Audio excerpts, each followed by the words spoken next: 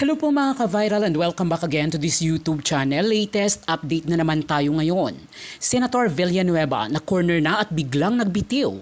PBBM desididong pananagutin ang mga sangkot ng mga senador at mga kongresista na kanyang papangalanan kasama ang mga taga-DPWH at mga contractors na nagsabuatan sa bilyon-bilyon na pondo na para sana sa mga flood control projects ng bansa kung saan mahigit 500 billion ang inilaan sa loob lamang ng taong 2022 to 2025. Subalit nakakagigil ang nadiskubre ng mga substandards at mga ghost project o walang itinayong flood control project. Subalit merong liquidation report at accomplishment report na ipinasa sa DPWH. Sobrang nakakagigil at garapalan ang kanilang ginawa. Ngayong taong 2025 lamang ay in-insert di umano ni Escudero ang 142.7 billion pesos para sa national budget na ngayong 2025 at malaking bahagdan di umano dito ay sa flood control mapupunta. Isa di umano sa pinabura ng malaking budget na ito ay si Senator Villanueva para sa lalawigan ng Bulacan na nagkakahalaga ng 12 billion pesos. Subalit nabunyag sa 1st District ng Bulacan na marami doon ang ghost project. Mismo si PBBM ang pumunta doon at nadiskubre ang katotohanan. Subalit tudo tanggi dito si Villanueva at hugas kamay na wala siyang alam sa mga anumalyang ito. Alam ng marami na balwarte ng mga Villanueva itong Bulacan. Kapatid nito ang mayor ng Bukawi na si Junjun Villanueva. Kumakalat din ngayon ang mga larawan ni Junjun Villanueva at ang controversial na 1st District Engineer na binanggit ni Senator Lacson sa Senado na di umano'y natalo ng milyon-milyon sa kasino na si Engineer Alcantara. Si Alcantara ay District Engineer ng DPWH sa 1st District ng Bulacan. Paanong hindi alam ni Senator Villanueva ang mga nangyayari mismo sa kanilang balwarte? Matindi din ang panawagan ngayon ng marami na mag-resign na si DPWH Secretary Manuel Bunuan bilang delikadesa at hiya sa mga nangyayari ngayon. Subalit tila kumakapit pa rin ito sa pwesto at sinabi niyang depende di umano kay PBBM kung tatanggalin siya nito sa departamento ng DPWH. Mismo sa kanyang panunungkulan nangyayari itong malawakang anomalya sa mga flood control projects sa bansa na naging sobrang ikinagagalit ngayon ng mga taumbayan. Sigaw ngayon ng mga netizens na ikulong at panagutin ang nagbulsa ng bilyon-bilyon na pera ng bansa. Joel Villanueva. At hindi lang kay Joel Villanueva. Yung political dynasty ng Villanueva doon sa Bulacan. O mga kabunyog, mga kababayan, si Joel Villanueva naghuhugas kamay, naghuhugas kamay na hindi daw siya wala daw siyang alam diyan sa mga nangyayari na yan sa Bulacan na mga flood control projects na maanomalya. Hindi niya nga raw kilala ang mga officials ng DPWH, hindi daw siya naglabi sa DPWH. O ngayon, may kumakalat na litrato ng kanyang kapatid, yung mayor ng Bulacan, Junjun Villanueva. Sinong kasama? Sinong kabanding?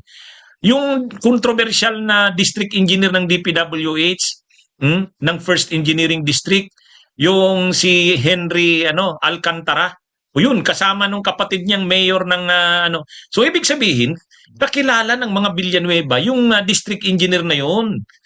Yung controversial na yun na pinangalanan ni Lacson, na natalo sa kasino ng milyon. Yan yun. Tapos sasabihin ni Villanueva hindi daw niya alam yung mga kontrata na yan at wala daw siyang kilala sa DPWH, hindi daw siya naglabi. Ang tindi mo, Villanueva. Obvious na nagsisinungaling ka. Anyway, pag-usapan natin to, mga kabunyog, mga kababayan. Alam naman natin na ang mga Villanueva, taga Bulacan yan. Taga Bulacan. Bukawi, yan yung kanilang balwarte. Ang mayor diyan nagpapalit-palitan lang, mga kapatid yan ni Joel Villanueva.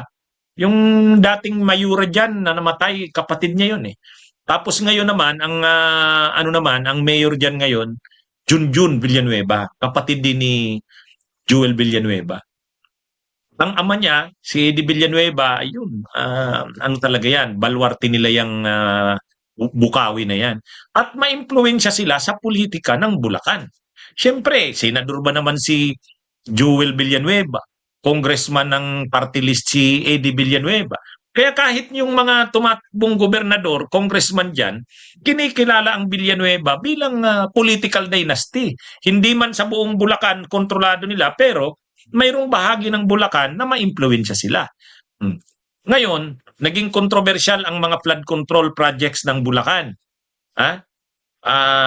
Ito ang pinaka-notoryoso, pinaka-notorious na mga anomalya sa flood control projects na bandila sa buong bansa, mga ghost projects, mga substandard na proyekto, yun kitang-kita sa buong bansa.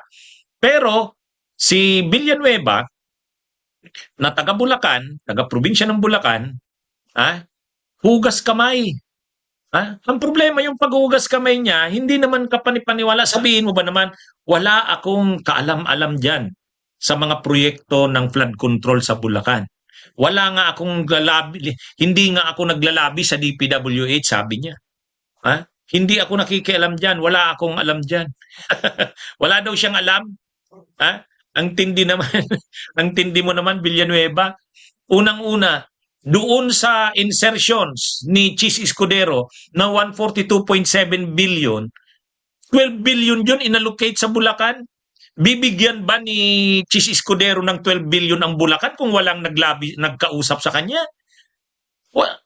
Lalagyan na lang ba ng ganun yan ni Chis Escudero ng 12 billion mula doon sa 142.7 billion?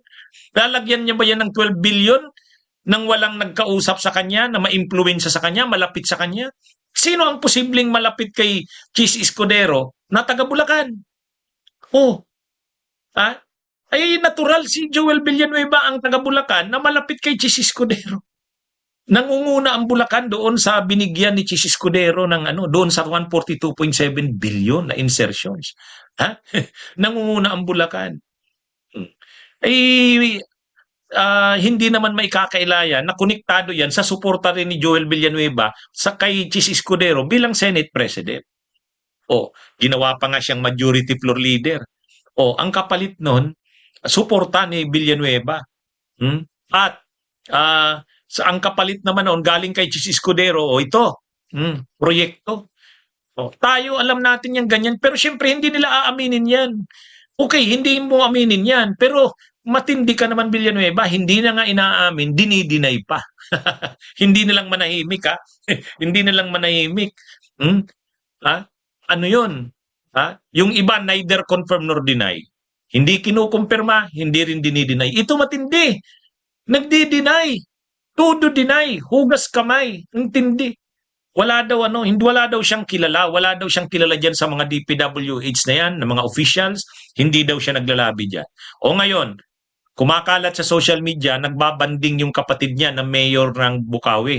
Ang kabanding, close na close, si yung controversial na DPWH district engineer ng First Engineering District na sinibak dahil sa mga ghost projects at mga anomalya, na ito rin yung sinasabi na natalo ng milyon-milyon sa sugal, sa casino. Yung Henry Alcantara.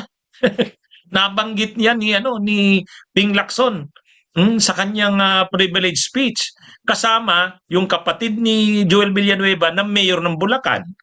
Hindi naman sila yung tipong formal na meeting na sa opisina na parang courtesy lang na pagbisita. Hindi, close sila. Close sila. Tingnan nyo sa litrato. Ibig sabihin, kung yung mayor ng Bukawi, Bulacan na kapatid ni John ay close doon sa district engineer na kontrobersyal sa mga flood control projects, huwag mong sabihin, Joel Villanueva, hindi mo rin kilala yun. Hindi man lang sa'yo pinakilala ng kapatid mong mayor ng Bukawi. Maniwala naman siya. So, pinagluloko nyo ang taong bayan eh.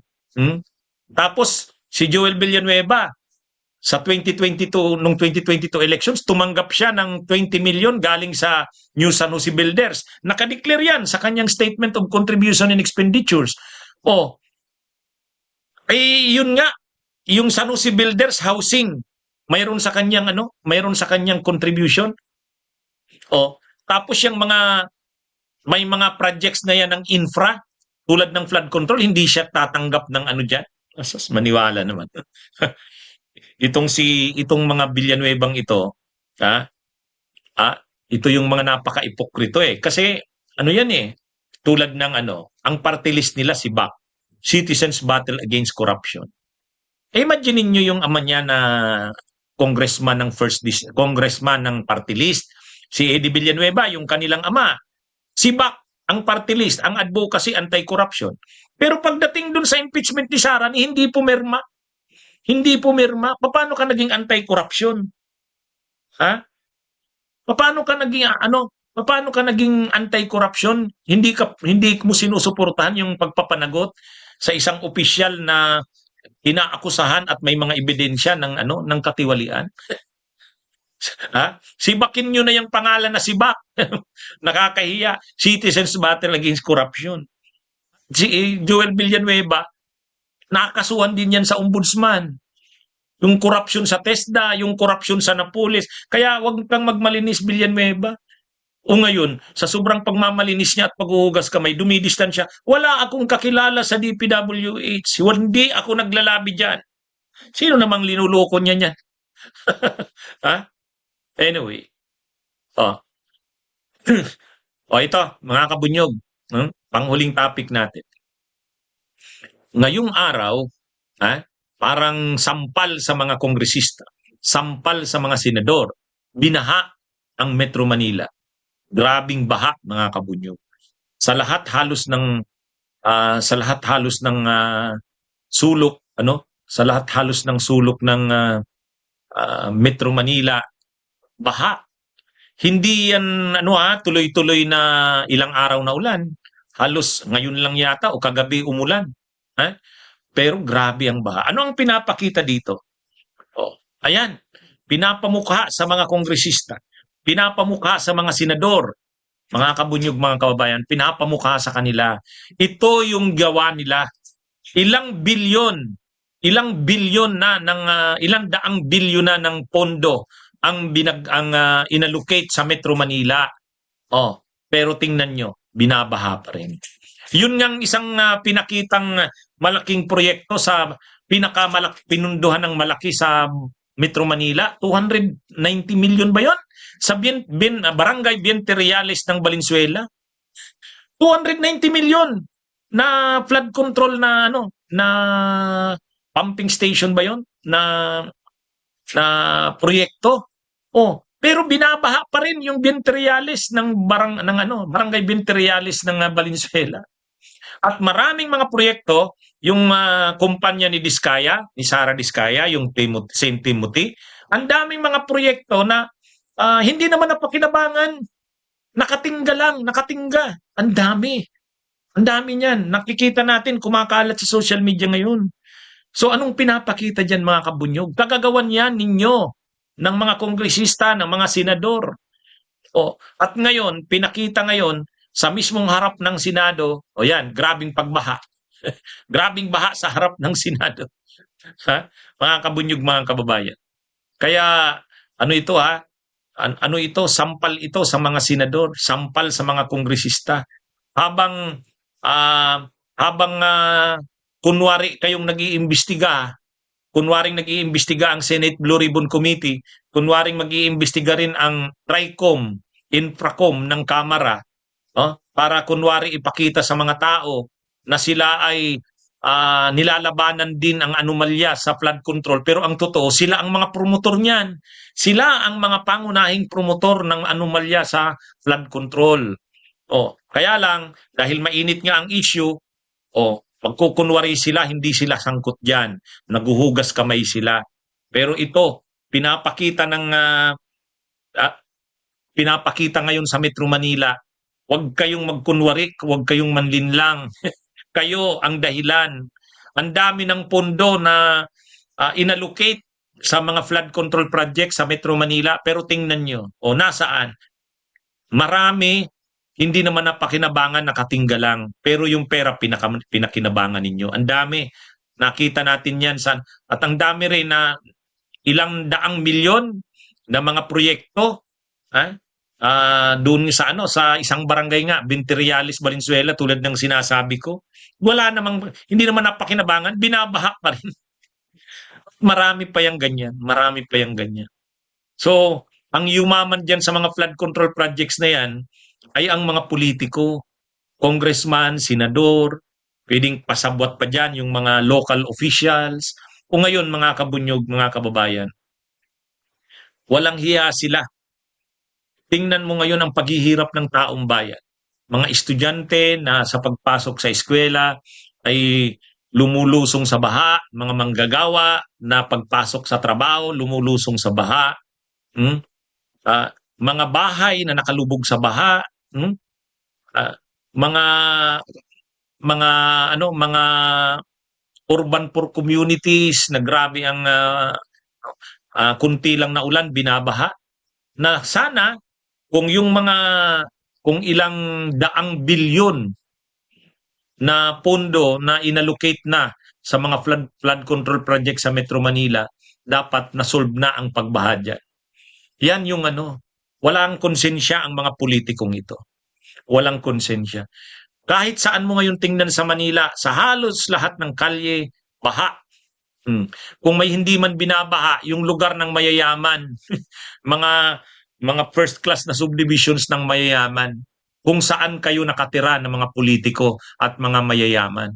Pero yung mga middle class, kahit mga komunidad ng middle class, mga village ng middle class, at lalo na yung mga komunidad ng urban poor, grabe, binabaha talaga. At pagpasok nila sa trabaho, pagpasok sa eskwela ng mga estudyante, lubog sa baha. Kagagawan yan, Nino. Kagagawan yan ng mga politiko. Okay lang sana kung wala namang na-allocate dyan ng mga pondo. Walang magagawa dahil wala namang pundong inilagay dyan, so wala naman talagang aasahan. Pero ito hindi. Bugbog na ng pondo yan. Sa nakita nating listahan, ang Metro Manila ang isa sa pinakagrabing binuhusan ng mga pondo sa flood control. So dapat, sa dami ng pundong binuhos dyan, dapat wala ng problema sa pagbaha ngayon. Kaya lang anong nakita natin? Ayan. Baha ang buong Metro Manila. At ang sampal dito, yung harap mismo ng Senado, lubog sa baha. Yan. Yan yung pagpapakita sa mga kongresista at senador. Kagagawan ninyo yan. Hindi na kayo naawa sa taong bayan na nahihirapan. Kung nagamit lang sana sa tama yan, siguro wala na yung pagbaha na yan. Kung hindi man, hindi ganyan kalala. Hindi naman ganun kagrabe ang ulan, dapat hindi na yan binabaha. Kaya lang dahil nga sa mga ghost projects, mga pinunduhan ng flood control na wala naman, o kaya ginawa naman, hindi naman nagamit, nakatingga lang, kasi defective, o kaya mga flood control projects na substandard, sira na ngayon. Yan ang katotohanan. Okay, mga kabunyog, mga kababayan, grabe, ang kapal ni DPWH Secretary Bunuan, ayaw mag-resign. Bahala na daw si Marcos sa kanya. Ito, naghahanap ng ebidensya si Villanueva, kasi sabi ni Villanueva, hindi niya raw kilala yung mga DPWH na yan. Ayun, may picture na. May picture na ng kanyang kapatid, kabanding yung district engineer ng DPWH sa Bulacan. At ito, ayan, talagang pinakita sa mga senador at sa mga kongresista yung anomalyang ginagawa nila. Binaha ngayon ang buong Metro Manila, mismong harap ng Senado, lubog sa baha. Yan nga mga kabunyog ang ating pag-usapan. Una, mga kabunyog, ayaw mag-resign ni DPWH Secretary Manuel Bunuan. Ang kapal, ang kapal. Lantad na, hubad na. Grabe ang anomalya sa DPWH, flood control projects. At lahat yan sa panahon ng kanyang panunungkulan. Pero ayaw, sabi ni Bunuan, sa mga nanawagang mag-resign siya, bahala na daw si PBBM sa kanya. Pero kung siya daw, hindi siya mag-re-resign. Ang kapal, Ang tindi mo rin. Ang tindi mo rin, Bunuan. O yan, mga kabunyog, mga kababayan. Ang lungkot nitong, nito ni Bunuan. Parang walang Walang konsensya at walang hiya. Sa ibang bansa, ano? Sa ibang bansa kapag pinag-usapan ang kunti nga lang na anomalya, kunti lang na nasangkot ang isang opisyal, halimbawa sa Japan, halimbawa sa South Korea, makikita nyo nakayuko na, hiyang-hiya na. Hmm? Ano lang 'yun minsan magagaan pang mga minsan magagaan pang mga nila nagawa. Pero yung kahihiyan, 'yun ang wala sa mga opisyal sa ating bansa, yung kahihiyan. Walang hiya. Hindi marunong mga hiya. Hmm? Kahit ganyan na kitang-kita natin, kumbaga sabihin mo pa na hindi siya involved yan, hindi naman siya sangkot yan. Sabihin niya yan. Pero yung command responsibility, yung responsibilidad mo, unang-una mahiya ka sa taong bayan. Pangalawa, mahiya ka sa nag-appoint sa'yo. Mahiya ka sa nag-appoint sa'yo. Ang iniisip ni Bunuan, hinihintay niya na sabihan siya ng presidente. Ay yung presidente naman, isa pa naman si PBBM, mabait namang masyado eh. Nahihiya rin si PBBM na magsipa ng opisyal. Ayaw niya publicly sabihin na mag-resign ka na, secretary. Wala. Hindi ugali ni PBBM yun eh. Kaya, si PBBM nahihiyang magsabi na mag-resign ka na. Si Bunuan naman walang hiya na magsabing magre-resign na siya sa kahihiyan. Wala. Talaga. Ano kayang mangyari dyan? Parang stalemate yan eh. Parang deadlock. Si PBBM mahiyain.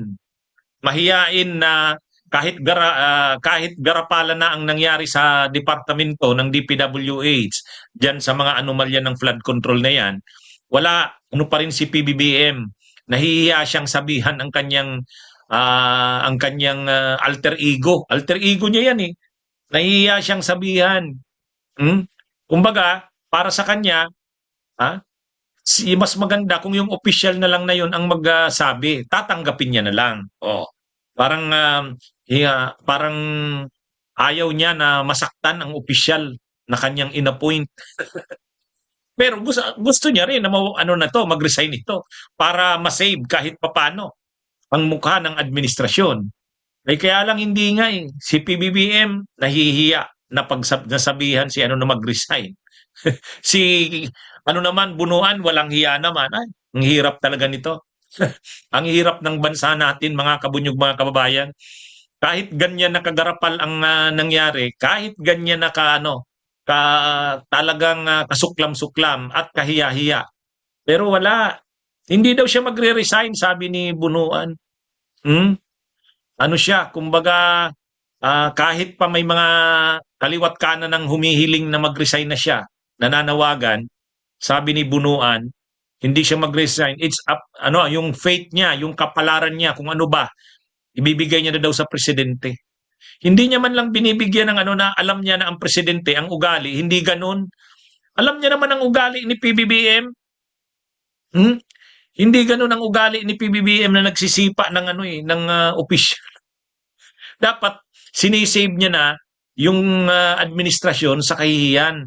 Kung hindi niya man masave, at least mabawasan man lang. Maipakita man lang sa publiko na siya, nahihiya siya sa nangyari. Ano naman to eh.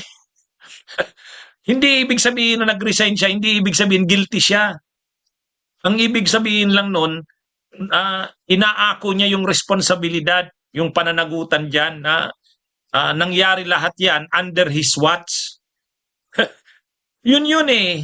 Hindi yan yung ibig sabihin na nag-resign ka, guilty ka, hindi yun. Kundi ibig sabihin nun, may hiya ka.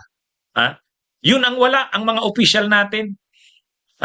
Sa ibang bansa, sa Japan nga, naghaharakiri pa, nagpapakamatay pa pag sobrang kahihiya. Dito sa atin, hindi naman ganun ang ini-expect natin na magpakamatay sila. Pero yung ka man lang, mag-resign ka naman lang out of delicadeza. Di ba? Delikadesa ang tawag dyan. Walang ganyan ang mga opisyal ng ating bayan. Wala silang delikadesa. Wala silang hiya. Kaya, ewan ko kung sasabihan ni PBBM yan na mag-resign ka na. Ewan ko. Pero mas magiging maano sana yan, ha? Kung si PBBM magsabi na hinihiling ko sa secretary ng DPWH, na ano na siya ng resignation kasi nakakahiya sa taong bayan itong mga nangyaring ito. Oh, 'di ba? Ano 'yan eh, mga kabunyog, mga kabayan. Kailan kaya 'yan mangyayari? Ano 'yan? Ibig sabihin sa kabila ng marami pang lalabas diyan. Marami pang lalabas na mga baho diyan. Kahit ba lumabas ng marami pang baho niyan, hindi pa rin magre-resign si Bunuan hangga't hindi sinasabi ni PBBM na mag-resign siya. Ganun ba 'yun? Ang kapal mo naman, Bunuan. Ang kapal mo naman. Anyway, mga officials ng DPWH ay nalalantad dito.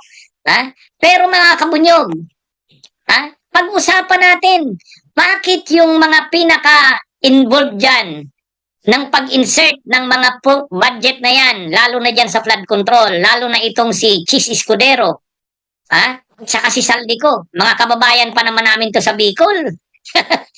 Mga kabunyog, mga kababayan namin to sa Bicol, pero nakakahiya ng mga ito. Nakikita nyo ba si Escudero na nagsasalita? Nakikita nyo ba, naririnig nyo ba si Saldico na nagsasalita? Wala, di ba? Ang tahimik nila, di ba, Kabunyog Amado Fabian? Bakit sobrang tahimik ng mga ito? Bakit sobrang tahimik? Hindi dininaya ni Chis Escudero. Tandaan nyo mga kabunyog. Hindi dininay ni Chis Escudero yan.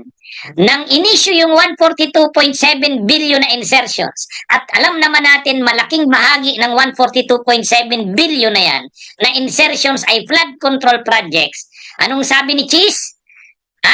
Mga kabunyog, anong sabi ni Chis doon sa 142.7 billion na insertions? Anong sabi niya? Hindi niya dinina yun. Ano lang ang sabi niya? Kung naalala nyo.